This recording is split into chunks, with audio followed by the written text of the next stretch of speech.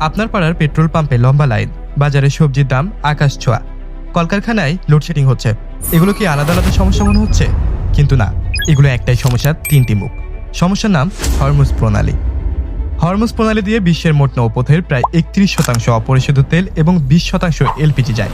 সেই পথ এখন কার্যত বন্ধ। আর বাংলাদেশ মূলত সৌদি আরব, কুয়েত এবং ইউএই থেকে জ্বালানি আমদানি করে। তার পুরোটাই হরমুজ প্রণালীর উপরে নির্ভরশীল। আজকের ভিডিওতে দুটো প্রশ্নের উত্তর দিব। প্রথমটি হচ্ছে, এই সংকট বাংলাদেশের অর্থনীতিকে ঠিক কতটা ক্ষতিগ্রস্ত করছে। দ্বিতীয়টি হচ্ছে, এই সংকট থেকে বের হওয়ার পথ কোনটা। শেষে একটা সমাধান বলবো, যেটা সরকার এখনো প্রকাশ্যে বলছে না। আর আপনি যদি আমার চ্যানেলে এখনো নতুন হয়ে থাকেন, তাহলে সাবস্ক্রাইব করে পাশে থাকতে একদমই ভুলবেন না। আগে বুঝতে হবে বাংলাদেশ আসলে কতটা নির্ভরশীল।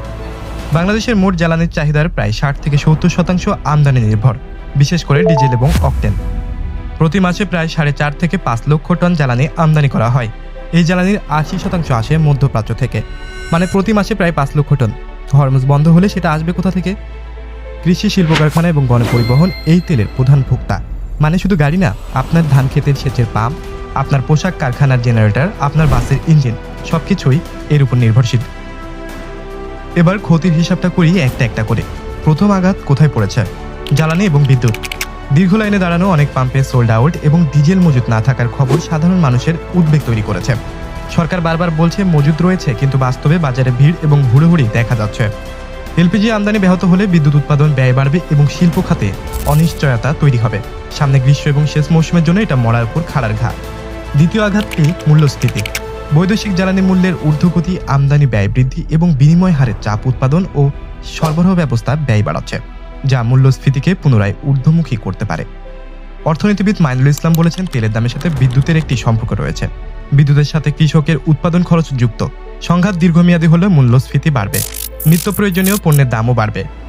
তৃতীয় আঘাত হচ্ছে রপ্তানি এবং পোশাক শিল্প। বিজিএমআই এর সিনিয়র ভাইস প্রেসিডেন্ট বলেছেন, এয়ার কার্গো বন্ধ থাকায় পরিস্থিতি উদ্বেগজনক। দীর্ঘমেয়াদী যুদ্ধ হলে সাপ্লাই চেইন মারাত্মকভাবে ক্ষতিগ্রস্ত হবে। একটা সত্যিকারের উদাহরণ দেই। চট্টগ্রামের গ্রিন ওয়ার্ল্ড ইম্প্যাক্ট প্রায় 1 টন তাজা সবজি দুবাইতে পাঠাতে গিয়ে ফ্লাইট বাতিলের কারণে পণ্য নষ্ট করে ফেলেছে। তার মানে প্রায় $1200 ক্ষতি। এটা একটা ছোট কোম্পানি গল্প। বাংলাদেশে এরকম হাজার হাজার কোম্পানি রয়েছে। চতুর্থ আঘাত রিজার্ভ এবং বৈদেশিক মুদ্রার উপরে। জ্বালানি আমদানি বিল বাড়লে বৈদেশিক মুদ্রার রিজার্ভে নতুনভাবে চাপ তৈরি হয়। ইউক্রেন এবং গাজা যুদ্ধের পর 2 বছরে দেশের রিজার্ভ $48 বিলিয়ন থেকে $20 বিলিয়নের নিচে নেমে এসেছিল। একই পরিস্থিতি আবার হলে কি হবে, সেটা আমার ভাবতে ভয় লাগছে। পঞ্চম আঘাত কৃষি এবং সার সংকট।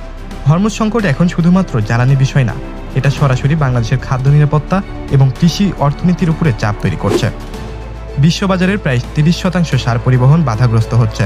চলতি বছর সার ভর্তুকিতে প্রায় 17,000 কোটি টাকা বরাদ্দ ছিল, কিন্তু এই পরিস্থিতি চলতে থাকলে আগামী বছর এই ভর্তুকি প্রায় 30,000 কোটি টাকারও বেশি হতে পারে। মানে শুধু জ্বালানি না, ধান উৎপাদনও হুমকির মুখে। এতক্ষণ শুনলেন ক্ষতির কথা, কিন্তু সবথেকে বড় বিপদ এখনো বলিনি। এমন একটা সংকট আসছে যেটা হরমুজের চেয়েও ভয়ানক, আর বাংলাদেশের পোশাক শিল্প তার সরাসরি নিশানায়। হরমুজের কথা তো অনেকেই জানেন, কিন্তু আরেকটি বিপদ আসছে যেটা অনেকে এখনো জানে না। হরমুজের পাশাপাশি এবার বাব আল মানদেব বন্ধের হুমকি দিয়েছে ইরানপন্থী জোট। বাব আল মানদেব মানে লোহিত সাগরে প্রবেশ পথ। ইউরোপে বাংলাদেশের পোশাক এই পথ দিয়েই যায়। বিশেষজ্ঞরা বলছে, হরমুজের সীমিত জাহাজ চলাচলের পাশাপাশি যদি বাব আল মানদেবও বাধা তৈরি করে, তাহলে ইউরোপমুখী বাণিজ্য মারাত্মকভাবে ক্ষতিগ্রস্ত হবে, এমনকি সেটা ভেঙেও পড়তে পারে। বাংলাদেশের পোশাক রপ্তানি সব থেকে বড় বাজার ইউরোপ। দুটো পথ যদি বন্ধ হয়ে যায়, তাহলে পরিস্থিতি কি হবে আপনি বুঝতেই পারছেন। এবার দেখি সরকার কি করছে। পররাষ্ট্র উপদেষ্টা হুমায়ুন কবির বলেছেন, এই মুহূর্তে জ্বালানি সরবরাহ নিয়ে উদ্বিগ্ন হওয়ার কোনো কারণ নেই। দেশে পর্যাপ্ত মজুত রয়েছে। ঠিক আছে, কিন্তু সংখ্যাটা একটু দেখি। এপ্রিল মাসের শেষে মোট জ্বালানির মজুত ছিল প্রায় 2,55,000 মেট্রিক টন। তার মানে প্রতি মাসে প্রায় 4,500 থেকে 5 লক্ষ টন। মানে মজুদ আছে মাত্র অর্ধেক মাসের। সরকারি উদ্যোগের মধ্যে রয়েছে অফিসের কাজের সময় হ্রাস, শপিং মল রাত 8টার পর বন্ধ রাখার নির্দেশ। এগুলো ভালো পদক্ষেপ, কিন্তু যথেষ্ট কি? বিশেষজ্ঞরা বলছে, সরকারের দাবির সাথে বাস্তবতার মধ্যে অনেক বড় ব্যবধান রয়েছে। সরকার চুপ থাকলে কিছু কাজ চালাচ্ছে। বিশেষজ্ঞরা পরামর্শ দিচ্ছেন, রাশিয়ান ডিজেল আমদানির সাময়িক নিষেধাজ্ঞা শিথিল করা, যা জ্বালানি নিরাপত্তায় সহায়ক হতে পারে। সার সংকট মোকাবেলায় রাশিয়ার সাথে সাম্প্রতিক বৈঠক হয়েছে। আশা করা হচ্ছে শীঘ্রই মস্কো থেকে একটা আনুষ্ঠানিক প্রস্তাব আসতে পারে। চট্টগ্রাম বন্দর থেকে ইউরোপগামী জাহাজগুলো এখন কেপ অফ গুড হোপ ঘুরে যাচ্ছে। এতে যাত্রাপথ কয়েক হাজার কিলোমিটার বাড়ছে এবং শিপিং ব্যয় উল্লেখযোগ্যভাবে বৃদ্ধি পাচ্ছে। বিকল্প আছে, কিন্তু সব বিকল্পতে খরচ বেশি এবং সময়ও অনেক বেশি লাগে। এতক্ষণ শুনলেন সমস্যার কথা, এবার বলবো সমাধানের কথা, এবং শেষের সমাধানটা যেটা সরকার এখনো প্রকাশ্যে বলছে না, সেটা সবথেকে বেশি গুরুত্বপূর্ণ। আপনারা অনেকে আমার ভিডিও দেখেন কিন্তু সাবস্ক্রাইব করেন না, অবশ্যই আমার চ্যানেলটি সাবস্ক্রাইব করে দিবেন। আপনার একটি সাবস্ক্রাইব আমাকে আরও বেশি কাজের জন্য অনুপ্রেরণা জাগায়। বাংলাদেশে এখন মাত্র কয়েক সপ্তাহ মজুদ আছে। ভারত রাখে 90 দিনের, চীনও রাখে 90 দিনের, অন্যদিকে আমেরিকা মজুদ রাখে 6 মাসের। বাংলাদেশের কমপক্ষে প্রায় 60 দিনের স্ট্র্যাটেজিক রিজার্ভ তৈরি করতে হবে। এটা ব্যয়বহুল, কিন্তু এই সংকটের থেকে অনেক কম ব্যয়বহুল। দ্বিতীয় সমাধান হচ্ছে সরবরাহে বৈচিত্র্য আনতে হবে। মধ্যপ্রাচ্যের উপরে 80% নির্ভরতা কমাতে হবে। রাশিয়া, কাজাখস্তান, মালয়েশিয়ার মতো দেশের সাথে বিকল্প সরবরাহকারী খুঁজতে হবে। তৃতীয় সমাধান হচ্ছে নবায়নযোগ্য শক্তিতে দ্রুত বিনিয়োগ। সৌরশক্তি, বায়ুশক্তি এগুলো বাংলাদেশে এখনো সীমিত, কিন্তু এই সংকট প্রমাণ করেছে দীর্ঘমেয়াদে এগুলো একমাত্র নিরাপদ পথ হতে পারে। জার্মানি 2022 সালে ইউক্রেন রাশিয়া সংকটের পর নবায়নযোগ্য শক্তিতে রেকর্ড বিনিয়োগ করেছে। বাংলাদেশ তা কবে করবে? চতুর্থ সমাধান হচ্ছে কূটনৈতিক নিরপেক্ষতা বজায় রাখতে হবে। এই সংকটে বাংলাদেশ কারো পক্ষে নাইনি, এটাই সঠিক। সৌদি আরব, কাতার, ওমান, ইউএইতে কর্মসংস্থান ও রেমিটেন্স প্রবাহ বাংলাদেশের অর্থনীতিতে গুরুত্বপূর্ণ ভূমিকা রাখে। এই সম্পর্ক নষ্ট করা যাবে না, কিন্তু একই সাথে রাশিয়া, চীনের সাথেও সম্পর্ক বজায় রাখতে হবে বিকল্প সরবরাহের জন্য। পঞ্চম সমাধানটি হচ্ছে অভ্যন্তরীণ উৎপাদন বাড়াতে হবে। বাংলাদেশে গ্যাসের মজুদ আছে, কিন্তু উত্তোলন কম। বিবিআনা, শাহাজি বাজার এই গ্যাস ক্ষেত্রগুলো পূর্ণ সক্ষমতায় কাজ করছে না।